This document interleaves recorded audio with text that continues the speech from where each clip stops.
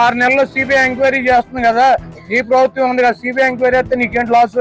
జగన్మోహన్ రెడ్డి గారిని పరిటాల రవి కేసులో ఇన్వాల్వ్ అయి ఉన్నాడని అప్పుడు ముఖ్యమంత్రి రాజశేఖర రెడ్డి కూడా చంద్రబాబు నాయుడు ఆరోపణలు చేశాడు.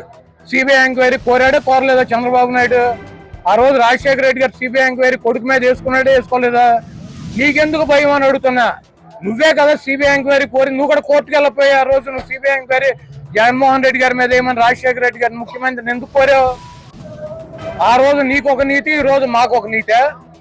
ఆ రోజు రాజశేఖర రెడ్డి గారు మగాళ్ళగా కొడుకు మీద సిబిఐ ఎంక్వైరీ వేసాడు కదా, సిబిఐ ఎంక్వైరీ వేసుకున్నాడు కదా. ఇప్పుడు నీ కొడుకు కూడా అక్కడ వేసుకో, నువ్వు సిబిఐ ఎంక్వైరీ వేసుకో నువ్వు. అంతేగాని ఇవన్నీ అదే ఏడుతున్నందుకు అంటే ఎక్కడదాకా అన్నట్టు కోర్టుకి వెళ్ళమను, లేదా కూర్చొని చర్చించుకుందాం. ఏంది చర్చించుకునేది? నువ్వు అక్రమాలు చేసి అవినీతి చేసి నువ్వు మామూలుగా నీ మీడియా నువ్వు బొకాయిచ్చేస్తారు. జగన్మోహన్ రెడ్డి గారు నేను వస్తే మీరు ఒప్పుకుంటారా?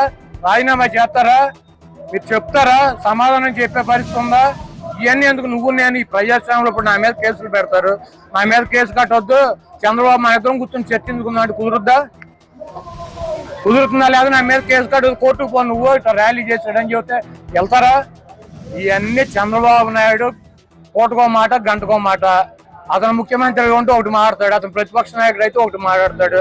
కాబట్టి ఆయన ముఖ్యమంత్రి ఉన్నా ప్రతిపక్ష నాయకుడు ఉన్నా అప్పుడు రాజశేఖర రెడ్డి గారు ఆయన కొడుకు మీద సిబిఐ ఎంక్వైరీ చేసుకుని నిజాన్ని నిరూపించుకున్నాడు.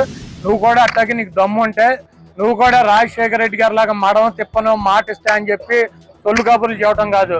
నీ కొడుకు మీద సిబిఐ ఎంక్వైరీ చేయించుకో, రాజీనామా చేయించు, నీ కొడుకు మీద సిబిఐ ఎంక్వైరీ చేయించుకొని రాజశేఖర రెడ్డి గారి లాగా నేను నిప్పు అని చెప్పు. అంతేగాని నువ్వు ఇట్లా ఈ పనికి మాలిన మాటలు చెప్పి మమ్మల్ని లేదా పోలీసులను అడ్డం పెట్టుకుని అంచివేయాలని చూస్తే ఈ కార్యక్రమాలు నువ్వు చేసినటువంటి అవినీతి, నువ్వు చేసినటువంటి ఉద్యోగాలు అమ్ముకోవడం ఇదంతా ప్రజల్లోకి వెళ్తాంది.